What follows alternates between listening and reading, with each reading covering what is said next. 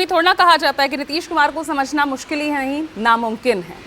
राजीव, क्या मैं ठीक कह रही हूं? और अगर हम उनकी रणनीतियों पर अगर हम चर्चा करें, अगर स्पेशल स्टेटस वाली अगर मांग है तो दशकों पुरानी मांग रही है, चाहे आरजेडी हो बिहार की सत्ता में या फिर खुद नीतीश कुमार हो, दिलवा तो नहीं पाया ना अभी तक।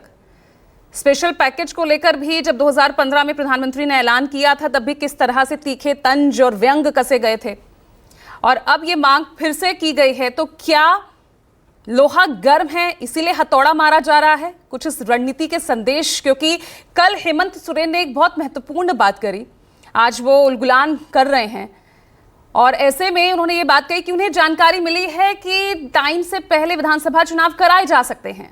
कुछ ऐसे ही संकेत क्या बिहार से भी दिख रहे हैं?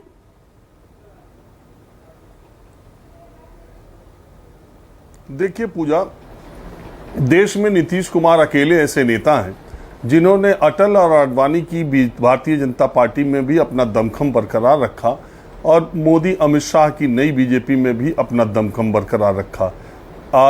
नीतीश कुमार एनडीए के अकेले ऐसे नेता हैं जो अपनी पार्टी में कोई vertical division Bharatiya Janata party नहीं करा पाई, और समय समय पर वो पलटते भी रहे और पटकते भी रहे, चाहे वो बीजेपी हो चाहे चल हो जा शुरू।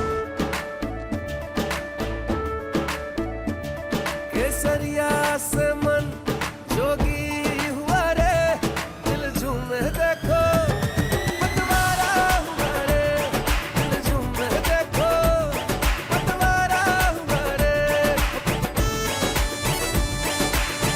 हर पल मनाओ केसरी त्योहार। विमल बोलो जुबान केसरी। आरजेडी हो, कई लोग उन्हें कहते हैं पलटू राम, कई लोग उन्हें कहते हैं पटकू राम। उन्होंने जब चाहा, जिसे चाहा उसे पटक दिया, और हमेशा उनके साथ वाला सशंकित रहता ही है कि वो कब कहाँ चले जाएं।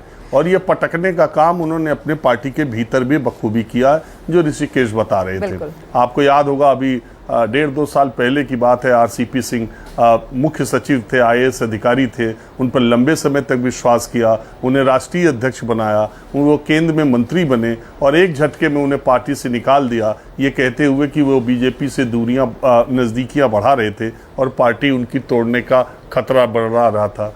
आरसीपी सिंह बीजेपी ज्वाइन कर लिए। आज आरसीपी सिंह का बिहार की राजनीति में वो कहाँ हैं, कोई नाम लेवा नहीं है, जो एक समय केंद्रीय मंत्री थे और जेडीयू के राष्ट्रीय अध्यक्ष थे। संजय झा, जिन्हें राष्ट्रीय अध्यक्ष अभी बनाया गया है कार्यकारी, वो भारतीय जनता पार्टी में मुश्किल से 1 दशक 12 साल पहले तक भारतीय जनता पार्टी में थे। 12 साल पहले ही वो जेडीयू में आए हैं और उन्हें कार्यकारी राष्ट्रीय अध्यक्ष बनाया है। पीछे के राष्ट्रीय अध्यक्षों का जेडीयू का क्या हाल हुआ, ये जेडीयू के कार्यकर्ता अच्छी तरह जानते हैं। अब सवाल ये उठता है कि नीतीश कुमार, आप देखिए एनडीए में अकाली दल का हाल बीजेपी ने क्या किया कि आज सुखबीर बादल से ही नेतृत्व छीनने के लिए पार्टी में बगावत हो रही है, आवाज़ उठाई जा रही है। आप उद्धव ठाकरे की पार्टी का क्या हाल किया। 3 पार्टियां मुख्य रूप से पुराने एनडीए में या अटल आडवाणी की बीजेपी के साथ हाथ मिलाने के लिए तैयार हुई थी देश में, उसमें अकाली दल, शिवसेना और जेडीयू है। और 2 का हाल क्या है और जेडीयू का हाल क्या है कि आज की मोदी सरकार की 1 बैसाखी जेडीयू बनी हुई है और नीतीश कुमार जैसे चाहें वैसे अपनी बात मनवा सकते हैं। अब सवाल उठता है कि स्पेशल पैकेज और स्पेशल स्टेटस की, जहाँ तक चुनाव होने की बात है ये तो कहा नहीं जा सकता, और भारतीय जनता पार्टी का अभी देखिए आगे होता है क्या, क्योंकि बिहार में सबसे बड़ी पार्टी के तौर पर, हालांकि अब तो आरजेडी है, लेकिन जिस तरह की उसकी सदस्य संख्या है और जिस तरह की विधानसभा में सदस्य संख्या जेडीयू की है, तो विधानसभा चुनाव के पहले दोनों में रार तकरार हो जाए तो बहुत बड़ी बात नहीं है, क्योंकि नीतीश कुमार निश्चित तौर पर सीटों का बंटवारा अब लोकसभा सीटों के आधार पर करना चाहेंगे, और भारतीय जनता पार्टी पिछले विधानसभा चुनाव को प्रदर्शन का आधार बनाएगी प्रदर्शन को। अब सवाल स्पेशल स्टेटस और स्पेशल पैकेज इसका है। स्पेशल स्टेटस की डिमांड नीतीश कुमार की बहुत पुरानी है। अच्छा, दूसरी बात यह है कि तकरीबन 10 वर्ष एनडीए के शासनकाल में और 10 साल यूपीए के शासनकाल, 20 साल में कमोबेश मुख्यमंत्री नीतीश कुमार ज़्यादातर ही रहे।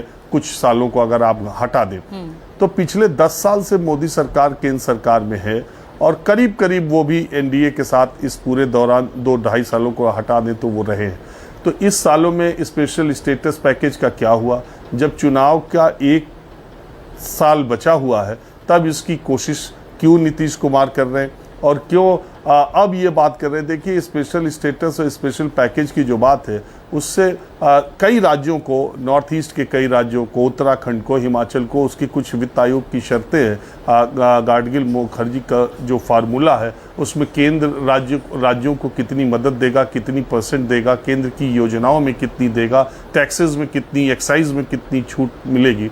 तो पहाड़ी राज्यों में उसकी कुछ शर्तें हैं। तो पहाड़ी राज्यों में, नॉर्थ ईस्ट के राज्यों में उनको स्पेशल पैकेज स्टेटस दिया गया पहले भी, अभी भी मुझे लगता है 8-10 राज्यों के पास ये स्टेटस है, ये उनके पास ये सुविधाएं हैं। दरअसल ये आंध्रा और बिहार, ये समझने वाली बात है। बिहार 2000 में जब बिहार का विभाजन हुआ तो जब उससे झारखंड अलग कटा तो बिहार एकदम से गरीब राज्य बन गया, इसमें कोई दो राय नहीं। क्योंकि जितने प्राकृतिक संसाधन थे, जितने आय के स्रोत थे, जितने इंडस्ट्रियलाइजेशन जितना बिहार के जिस हिस्से का हुआ था वो सब का सब झारखंड में चला गया और बिहार के पास कहीं कुछ बचा नहीं। और ये डिमांड तब से की जा रही है। 2000 में बिहार बना था, आज 2024 है और 2005 से 2024 तक कमोबेश नीतीश कुमार मुख्यमंत्री रहे।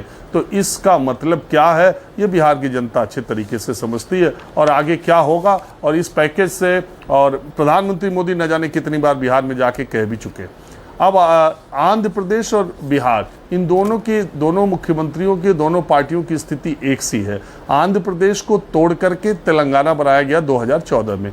तेलंगाना जब बना तो हैदराबाद राजधानी उसके हिस्से चली गई। आपको पता है कि हैदराबाद किस तरह का शहर है और अगर आंध्र प्रदेश से हैदराबाद को निकाल दिया जाए तो फिर बचता क्या है उसके पास। हालांकि ऐसा नहीं है, लेकिन बहुत बड़ी चीज़ उसके हाथ से निकल गई। उस केंद्र सरकार ने कहा आपको 5 साल का असिस्टेंस देंगे, आपको कुछ स्पेशल पैकेज देंगे। हालांकि 2018 में, उसके बाद मोदी सरकार आ गई, कहीं कुछ मिला नहीं।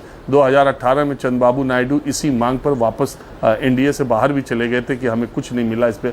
तो ये दोनों जो बैसाखियां हैं एनडीए की, और ये जो अभी आप देख रहे हैं कि बहुत स्मूथली मोदी गवर्नमेंट चल रही है और ये कहीं पर स्पीकर से लेके, मंत्रालय से लेके, कहीं पर कुछ भी मनमुटाव की खबरें नहीं है, सब स्मूथली चल रहा है। वो सिर्फ अगले विधानसभा चुनाव के लिए बिहार में चल रहा है और केंद्र सरकार से ये इस बजट में और उसके बाद जो स्पेशल पैकेज, जो एक मोटी आर्थिक सहायता के लिए ये दोनों मुख्यमंत्री दोनों राज्यों के लगे हुए हैं। चंद्रबाबू नायडू का एक वो इरिगेशन का प्रोजेक्ट है, वो उसमें बहुत पैसे उनको चाहिए और वो उनकी सबसे बड़ी चुनावी घोषणाओं में से एक था उसको पूरा करने के लिए। और उनकी बेचैनी इस बात को है कि उनको भी इस पे, तो ये दोनों राज्यों को एक साथ मिलेगा, क्या मिलेगा, कैसे मिलेगा, ये देखते हुए कि स्पेशल स्टेटस देने में आंध्र प्रदेश का फिर डिमांड आएगा तो मुझे लगता है कि उसको थोड़ा स्पेशल पैकेज में जेडीयू ने डाला है और आने वाले दिनों में मोदी सरकार से इन दोनों राज्यों को सौगात बड़ी मिलने वाली है समर्थन के एवज में। ये ऐसा मुझे आभास हो रहा है। और ये स्पेशल स्टेटस से स्पेशल पैकेज पर जेडीयू का जाने का रास्ता मोदी सरकार को थोड़ी ये आज़ादी देता है कि वो जल्द से जल्द इसका ऐलान करे। और ये सब बिहार के चुनाव के लिए हो रहा है। ठीक है, तो